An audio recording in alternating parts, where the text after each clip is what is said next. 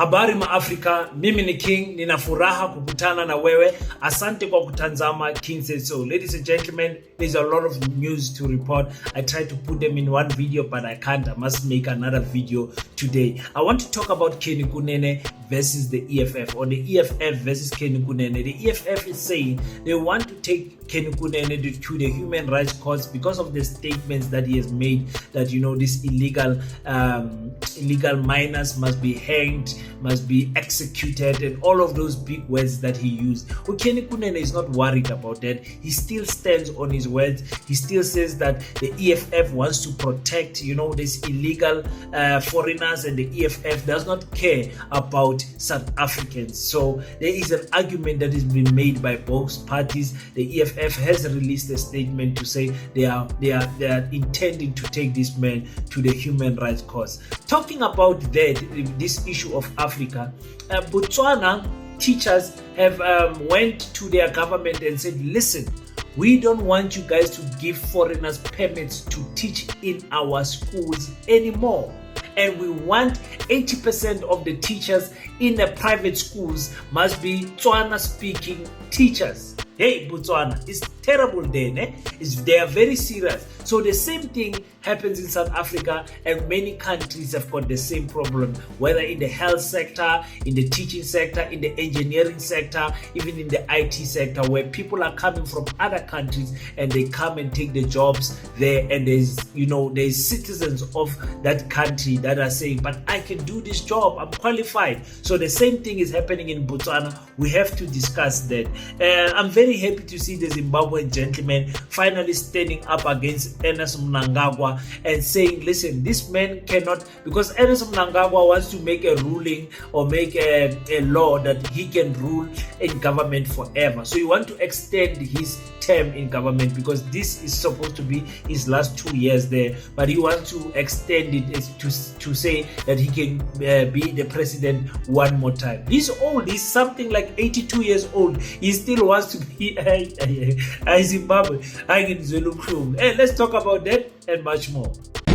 Welcome to King Said So, Africa's one land, one language, one currency, one army on King Said So. Africans can unite. Your Pan-Africanist podcast. Enjoy. Peace in Pan-Africanism to all my African brothers and sisters from all around the corner. Welcome back to King Said So. I'm your host, Kagiso Hlongwane Zinjiva Sono, and we're back at it again with another one. And this time around, we're covering just three topics. I actually wanted to do more, but I was like, no, let me just do three. These videos are getting now too long for some of you. Kunene versus the EFF. Why do I say it like that? The EFF versus Kunene, taking Kunene to the human rights courts for the statements that he has made, you know, saying that these illegal foreigners who are mining here in South Africa must be hanged. They must be unalived. It's like these people, they forgot that this is a constitutional country. The constitution that they hate and the constitution that they love is the same constitution that protects people to the right of life, the dignity of life. But now other people follow the constitution when it suits them, and they don't follow it when it does not suit them. So now making statements like that as a leader, a government leader who says, listen, other people must be hanged and killed.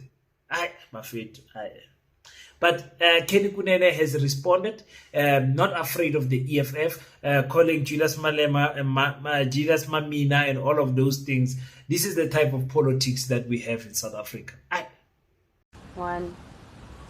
Patriots, South Africans, you might have been aware that the rascal leader, Julius Mamina Malema, has taken out a statement through his cult that they are threatening to take me to the Human Rights Commission when I air our views and our manifesto point that those who do treason to our country must face death penalty.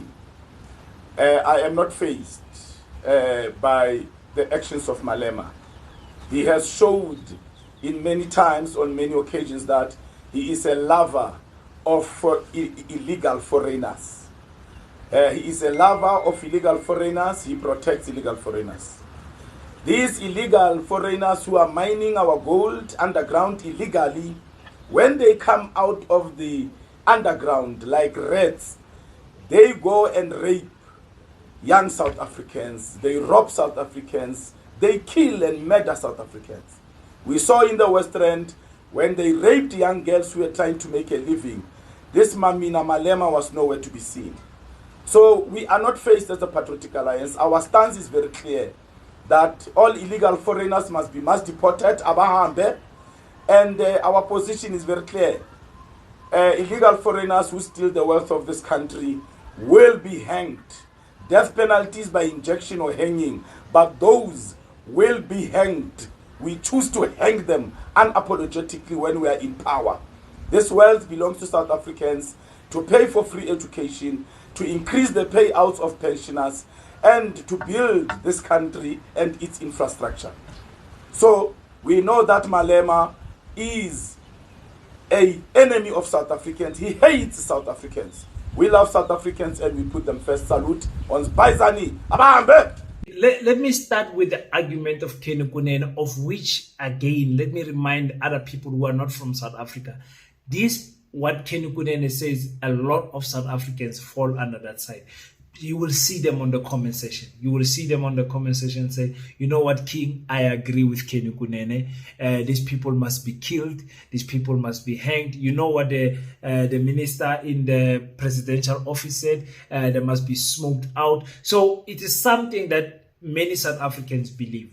It is only us who are crazy in our heads and using this issue of Pan-Africanism and using this issue of respecting life, fair punishment and all of those things that must happen. So let's start with the argument of Kunene. He says these people are committing treason and they must get death by getting hanged or injected. That statement,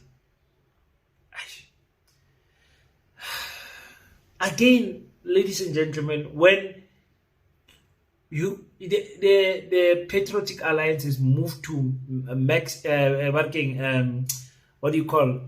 deportation to now, no, let's rather kill them. No, let's rather unalive them. Once, let's just unalive these people so that they don't come back to our country and do this illegal mining. So he also pushes the narrative that Malema hates a South African. Malema loves the foreigners. Many people share that same sentiments about Julius Silo Malema, about the EFF. The problem with us who are Pan-Africanists is that we see the whole crime and not a single crime scene.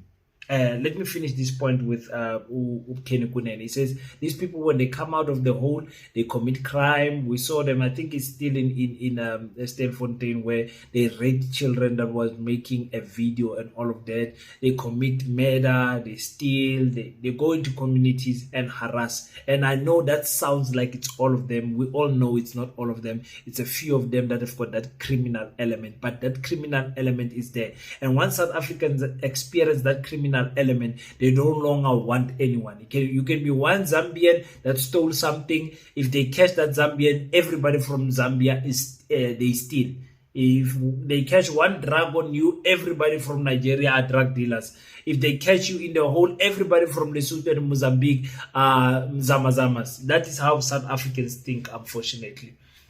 So now let me go back to the reasoning that we have, some of us, and I'm not saying I'm right, you are wrong and everything. Everybody has got their own opinion. This is my opinion as a Pan-Africanist. I'm saying as a Pan-Africanist, why is it that you guys cannot acknowledge the white crime that is still happening when it comes to the mining and the farming sector? After 1994, these people continue to loot our diamonds, to loot our minerals in every province. Remember, before 1994, according to me and you, we can't acknowledge those mines because we never gave permission to them. They killed the people, they moved the people from those lands, and they hanged, unalived, sent dogs, police dogs to eat. So many crimes that happened by the white people. You talk about the De Beers, the Oppenheimers. You talk about all of these families, what their great-grandparents did to get this upper hand on our minerals. And now their grandchildren are still benefiting. So my question to you is, are you okay that the grandchildren are still benefiting from the crimes of their grandfathers? Because some of them are even second and third generation. You understand? Some of them, those grandparents are still alive.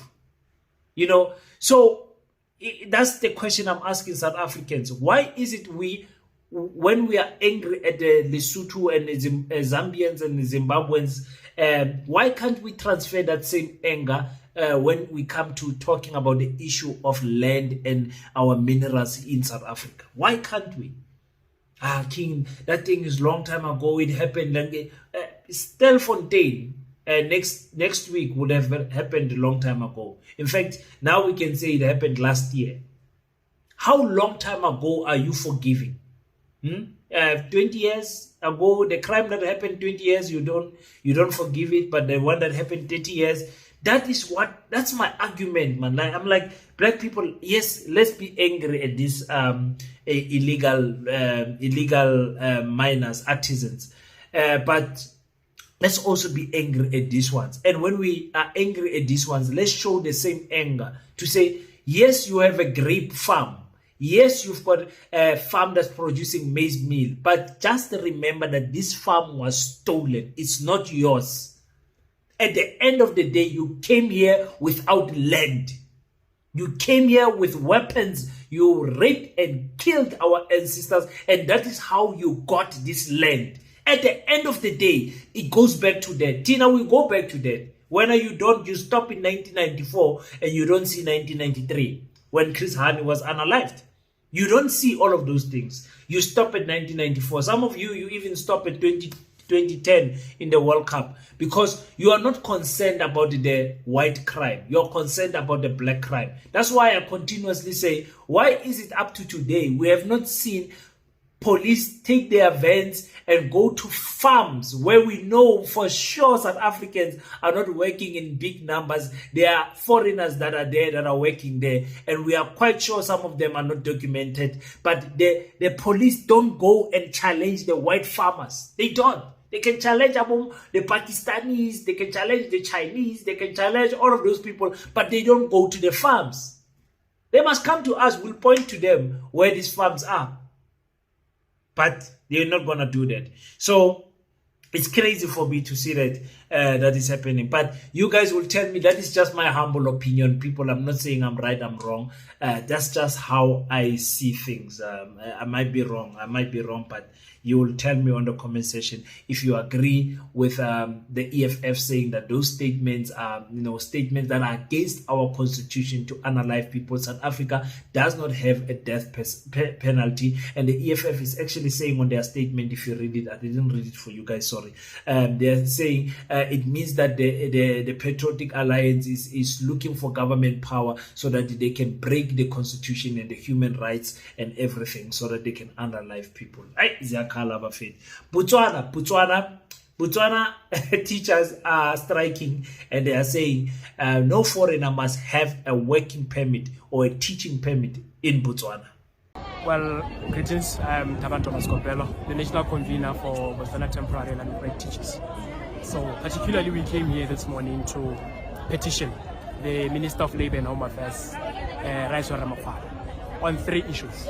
We demand an urgent legislation that will impel the private schools in Botswana for the here at least 80% The second demand was that there must be no work permit that is given to foreign nationals. The third one, we demanded private school.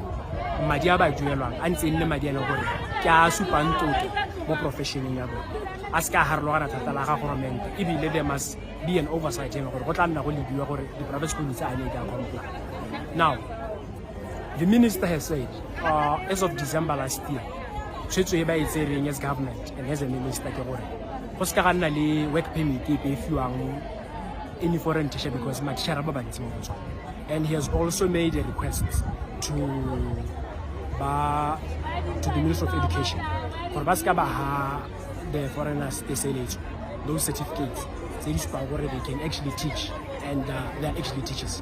So that is that with that. And on another one, the difference between this petition and last year we're saying to government by the Minister of Child Welfare and Basic Education, they must hire us. Hire us and they must give us long-term contracts. Okay, so what is happening in Botswana is not unique to Botswana. It's the same thing every country. I want to say every country, even the poorest country have got this problem that, listen, there is someone who's not born in this country and they are coming in this country and they have a job. So it's not unique to South Africa. It's not unique to Botswana. It's not unique to it's not unique to any place. You can name it. You can name it. Any place in the world has got an issue with foreigners coming and getting jobs in that job. Some government laws protect these foreigners by saying, no, this is scarce skills and everything. But if we had to count how many nurses and doctors have left South Africa and are working in other countries, where those countries also have got an unemployment rate and all of, I don't even want to debate that. You guys understand what I'm trying to say. So Botswana is saying the teachers are tired. I like it. They're saying, listen, private schools must employ about 80% Setswana speaking, Setswana teaching teachers. Again, it's that same problem in South Africa. Infiltrate the private schools, but don't build your own. Infiltrate them. Include yourself in their system. Include yourself in their schools. But nobody's saying, let's build our own. The issue is lack of schools, lack of quality schools, and the lack of quality schools then reflect to lack of jobs. So my question to the Botswana people and my question to the South Africa, actually when I was speaking to the big sister Ntsiki Mazwai, we had a nice debate there. Guys, please go to Moya, that's the name of the podcast, and go and watch the live that we had there. It's, guys, you're going to learn something, I promise you. Ntsiki is doing a good job. She's a workaholic, eh? For some of us who know just how much work it takes to do all of these videos. When you are alone like me, when you research alone, shoot alone, edit alone, upload alone, it's 10 times difficult because we have jobs, families, businesses, gym, all of those stuff that you have to do during the day and then come and shoot at night. Every time I shoot at night, if you can see the time, it's past 1 o'clock right now. Every time at night we're shooting. So I respect podcasters like nobody's business, especially those who do have a 9 to 5. I know it's not easy after that 9 to 5 to go and do your extra hustling on YouTube. So the question I want to ask, that I asked this young gentleman in Western Cape with Sister Ntsiki, he was also complaining about Zimbabweans working at the restaurants in the Western Cape. It's a concern that the Patriotic Alliance has raised in the past and everything. It is a real concern. You go to some restaurants, but in Kimberley, I don't think so. In Kimberley, I see very few foreigners in restaurants in Kimberley. Maybe I should take a video, or maybe I should ask people. Maybe I should get a waiter in South Africa, in Kimberley, and interview them. Maybe I should do that. If you like to see that, just comment it on the comment section. My question is, when we say nobody from outside Botswana must teach in Botswana, are we also then saying by default, no Botswana teacher must teach in other countries? Because there is no country that got that does not have the unemployment problem. So all the Botswana teachers that are in South Africa go back to Botswana, so that all the Zimbabweans, South Africans, and I don't know what other nations are teaching in Botswana must leave.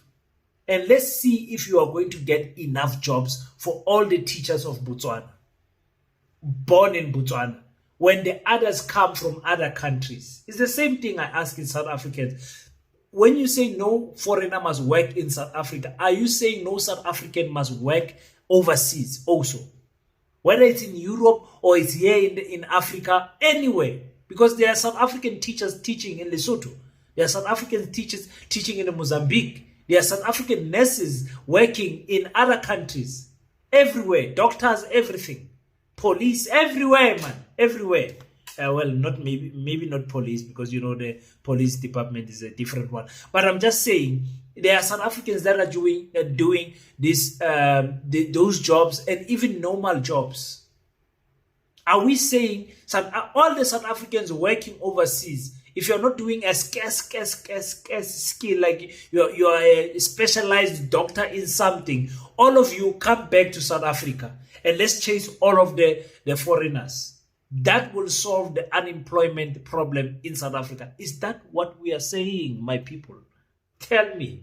That's the only question I ask, because the concerns is real. I understand them. There are foreigners here. They are working here. There's a teacher from Botswana who does not have a job, who can do this job that this foreigner is doing. Excellent. I hear you. It's fine. Teacher from Zimbabwe, go back to Zimbabwe. Teacher from Botswana, get a job. That's me as the government. I'm doing that. I get a job. But the country next door, me, South Africa, says, oh, you are chasing the South African teachers away from Botswana. No Botswana teacher will teach in South Africa. Where are we going to end with this issue of African unity? When we say advanced integrated border system, we mean the integration of information, jobs, professions, all of those things. That's all I'm going to say when it comes to the Botswana thing. So it's quite refreshing to see that it's not only South Africans that are speaking this language, it's also other countries. This, I think, will wake some of you up to think that this is not a unique problem in South Africa. Every country is suffering the same issue.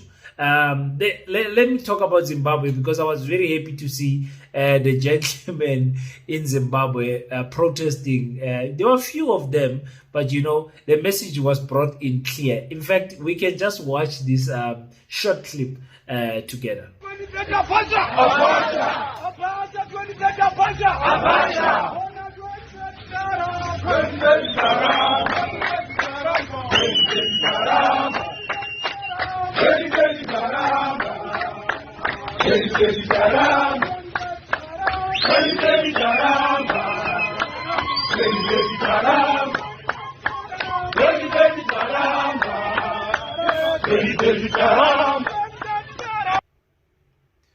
Yeah, the fight that I had with Zimbabwean men during their elections, I was like, Zimbabwean men are not men.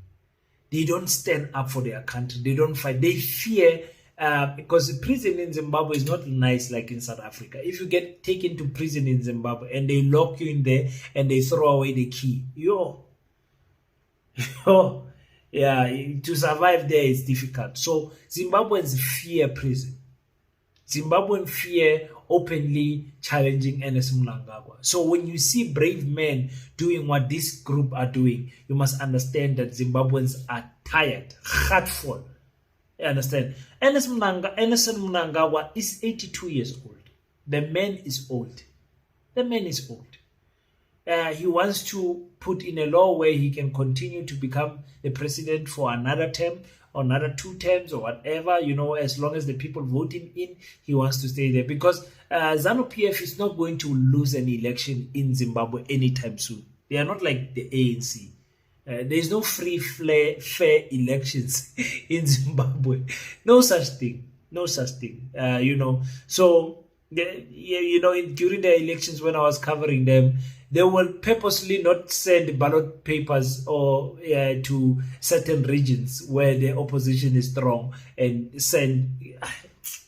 Zimbabwe is crazy. So I don't know what you guys think about this. There are people in Zimbabwe who are crying about the president, saying this president must stop this thing of wanting to live forever or die as a president. This is the sad news about Africa. That's why we are so excited when we see young leaders like Abu Ibrahim Traore coming up and doing the right things. We must support that coup that happened in Burkina Faso with everything that we have, because it's bringing change, and the man's popularity is growing. And we as content creators, when we record about African news and everything, we must continuously speak about him. So thank you so much, guys. This is my small anyana news. I want to make African Bulletin news properly this year. I said I was going to do it, but I really want to make a segment where we talk about African news. If it's something that you would like, just type do it on the comment section. Thank you so much, guys, for tuning in. Until we meet again, don't forget to pray. But after you pray, stand up, African child. Do your best so that God can do the rest. Peace in Pan-Africanism. I salute you.